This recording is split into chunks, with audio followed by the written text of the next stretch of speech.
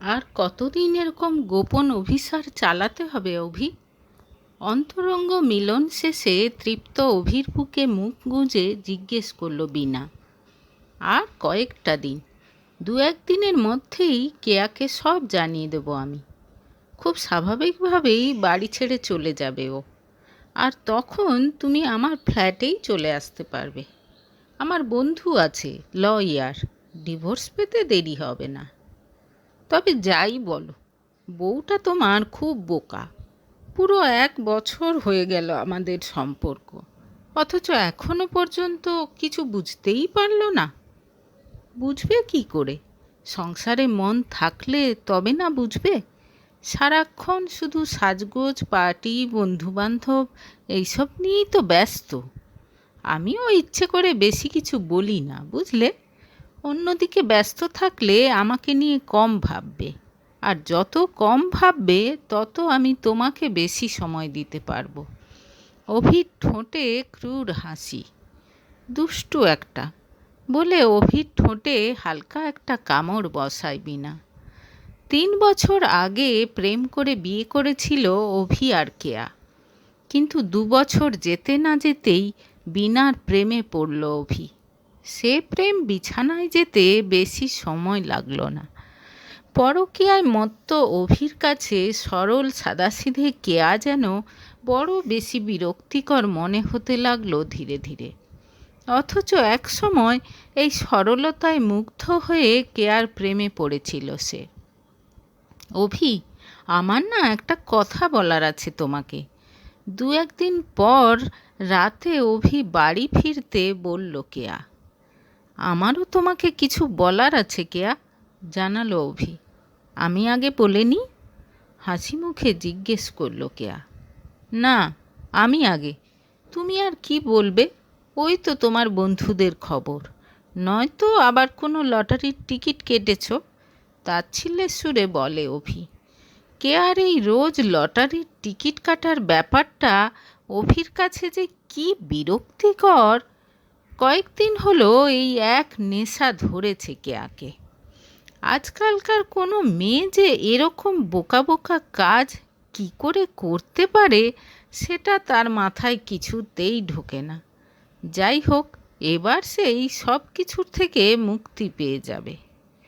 অভির কথা শুনে মুখের হাসি মিলিয়ে যায় কেয়ার। ঠিক আছে, তুমিই আগে বলো। আমি তোমার থেকে ডিভোর্স চাই কেয়া।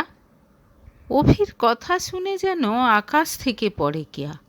এ কী বলছে অভি? মাত্র 3 বছর হলো তাদের বিয়ে হয়েছে। আজ কয়েকদিন ধরেই বাচ্চা নেওয়ার কথা ভাবছিল কেয়া।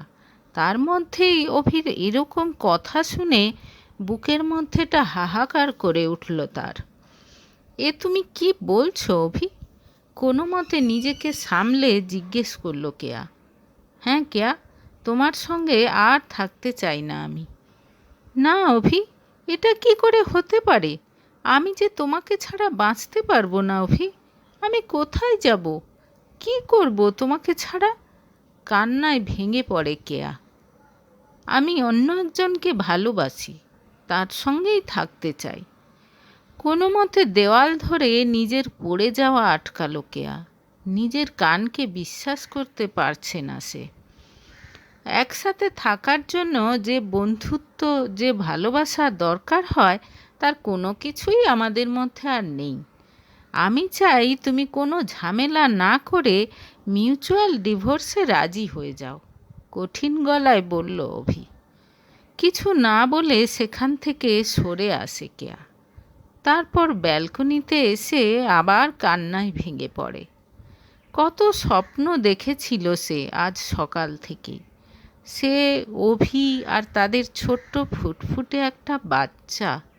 ছোটোখাটো স্বপ্ন পূরণ, সব কিছু তো অধুরা থেকে গেল।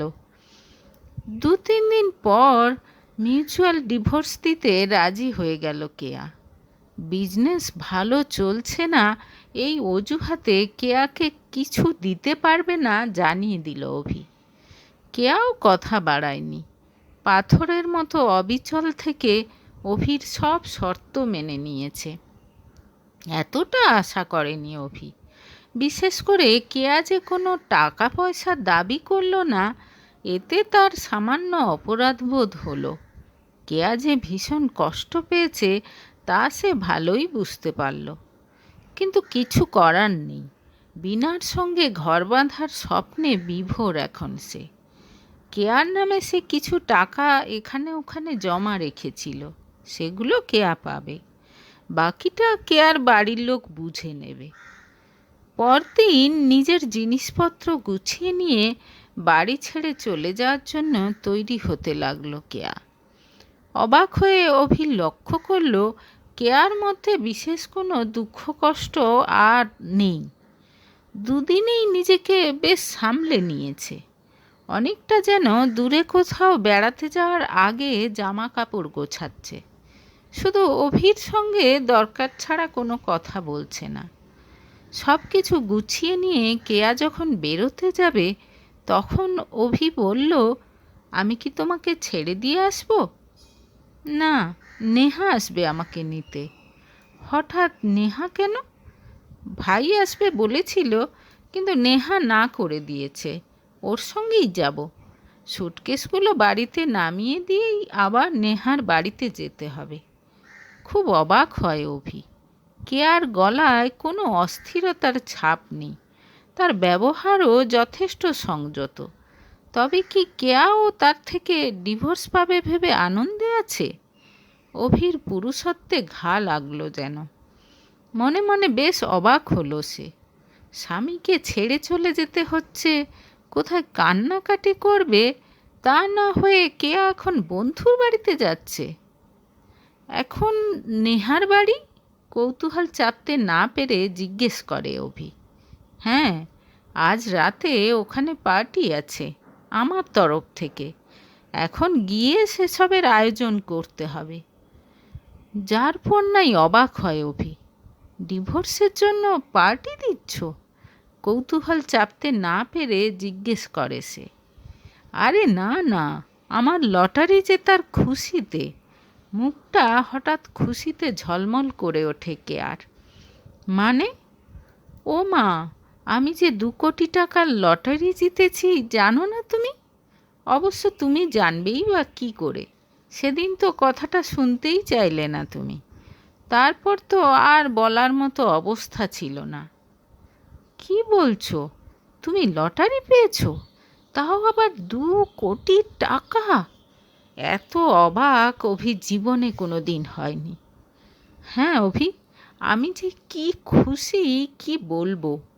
তুমি খুব বিরক্ত হতে না আমি লটারির টিকিট কাটতাম বলে? এতদিনে আমি সত্যি সত্যিই লটারি পেয়ে গেছি।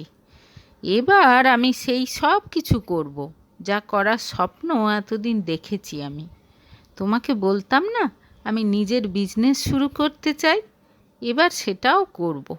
এমনকি আমি আমার কাজকর্ম শুরুও করে দিয়েছি।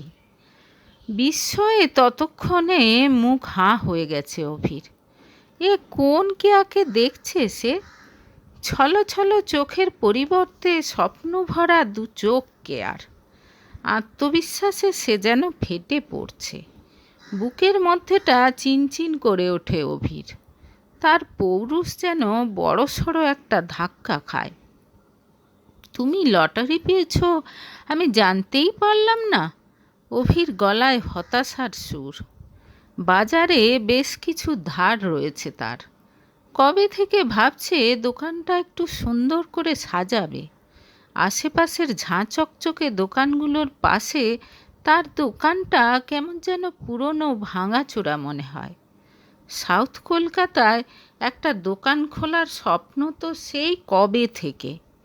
এই সব কিছু কত সহজে হয়ে যেত কেয়ার টাকাটা পেলে।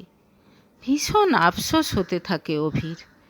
নিজেই যে নিজের পায়ে কুড়ুল মেরেছে সেটা বুঝতে পারেছে। কেয়া, বলছিলাম কি, তুমি কি সত্যিই চলে যাচ্ছ?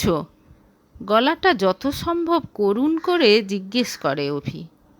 হ্যাঁ, তুমি তো আমাকে চলে যেতে বলেছ।